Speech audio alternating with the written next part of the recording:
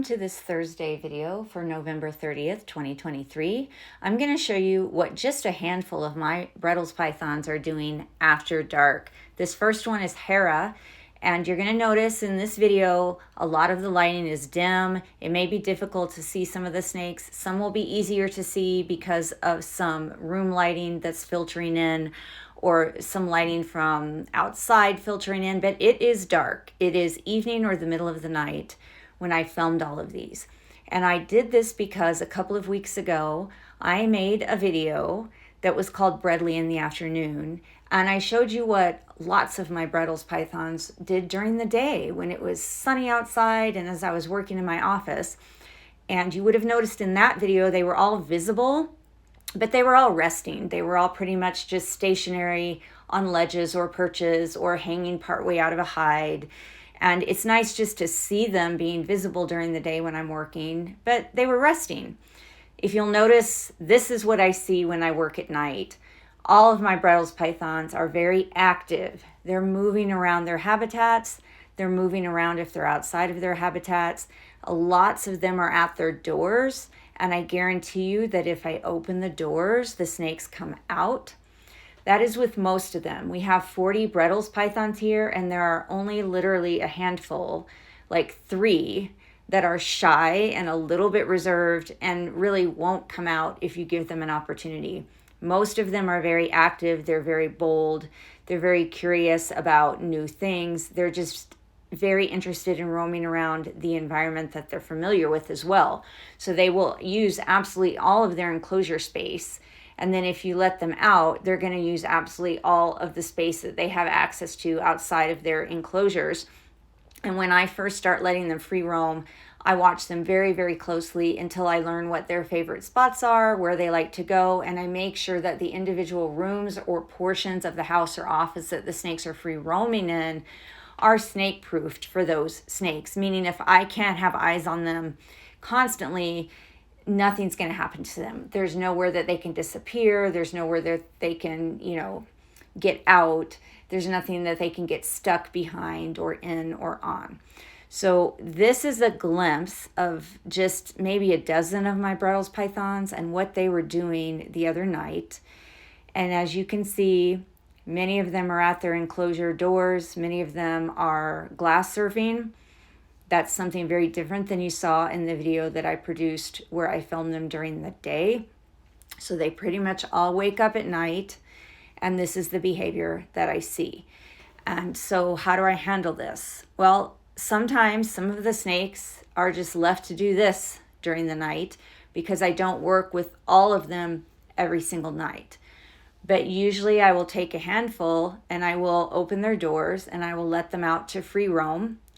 Or I will open their doors, I'll let them come out, and then I will move them to an exercise station or an exercise tent or a room or an enclosure that I use as an enrichment space so that they're contained and not necessarily just free roaming wherever they want, but they're in a different space and a larger space other than their enclosure.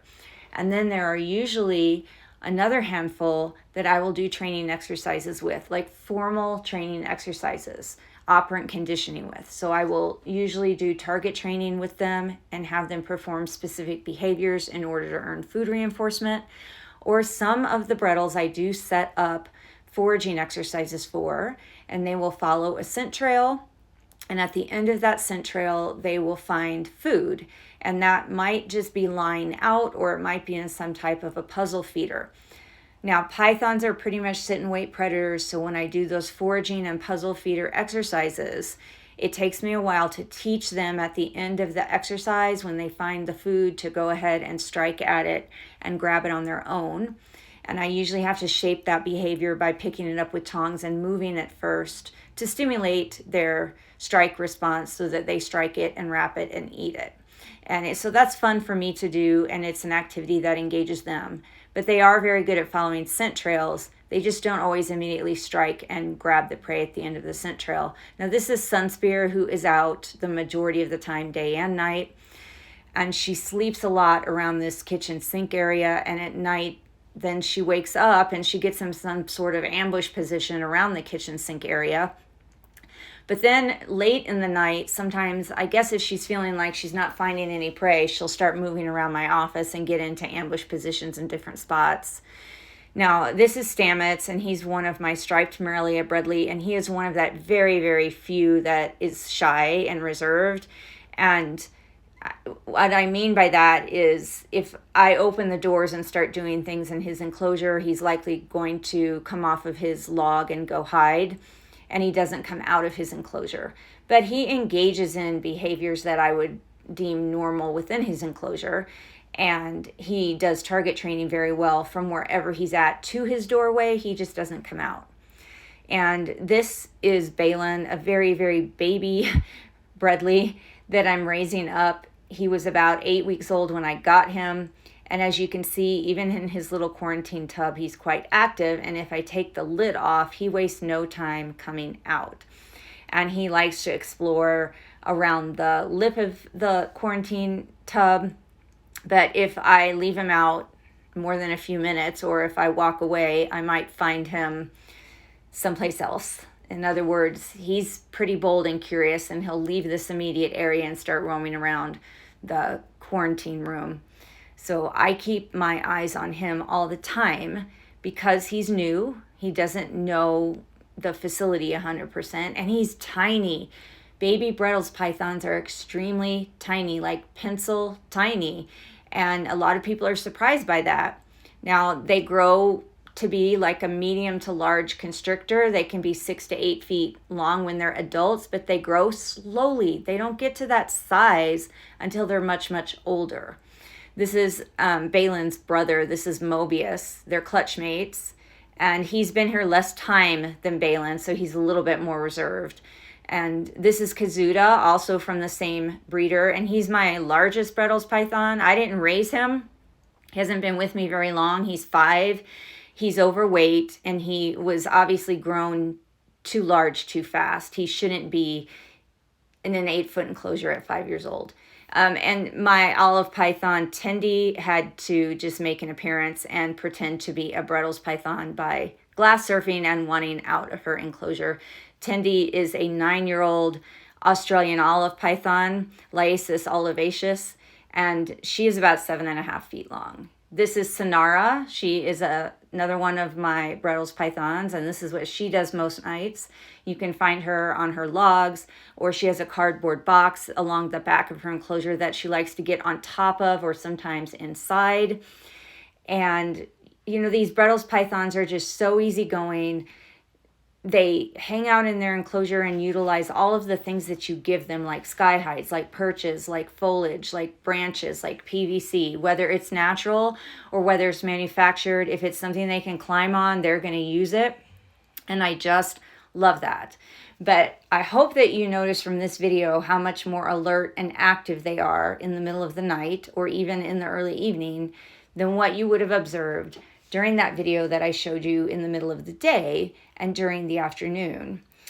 This is Castiel. He is a hypomelanistic stonewashed Bredl's python from Nick Mutton at Inland Reptiles, and he is in one of my black box cages enclosures that have end windows that also double as end doors. And I just love this because it gives me more of an opportunity to see the snake. It gives the snake more of an opportunity to see out and observe human behavior and learn what's normal, what's not. This is Hera. She came from Martin Rosemond, and she is in an identical enclosure to Castiel's. And I just love this end window option on these enclosures.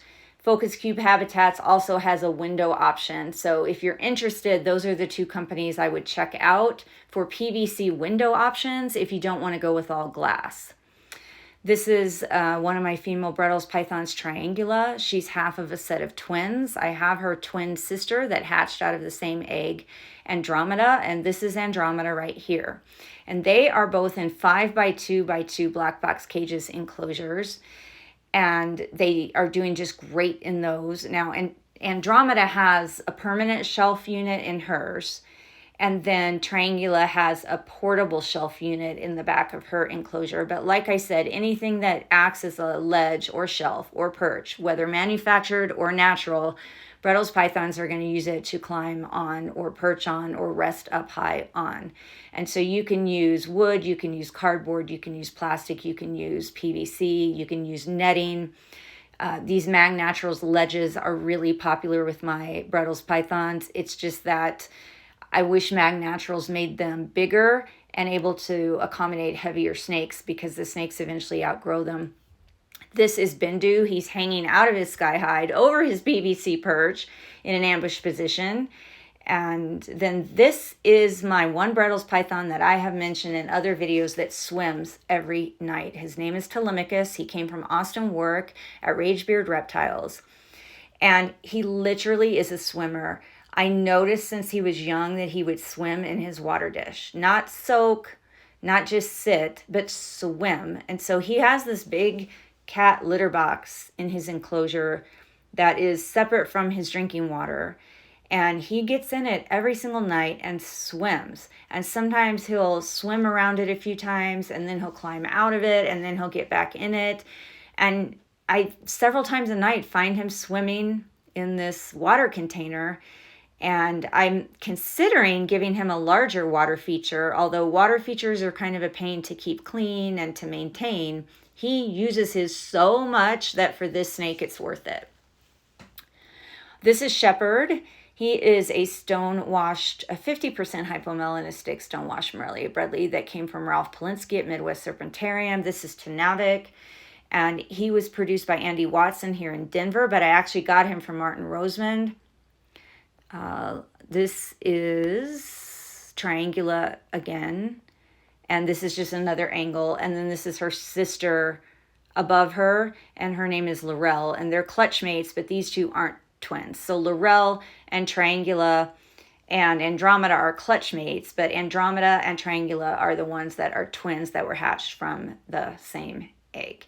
And this is Gaheris. He is a brother to Telemachus. He also came from Ragebeard Reptiles. They were from different clutches but have the same parents.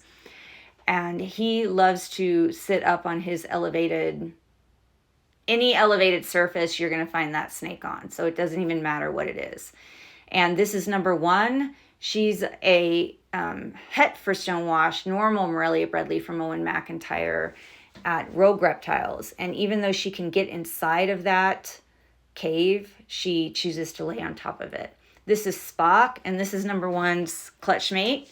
He's from Owen McIntyre at Rogue Reptiles. I got them at the same time when they were just 8 weeks old.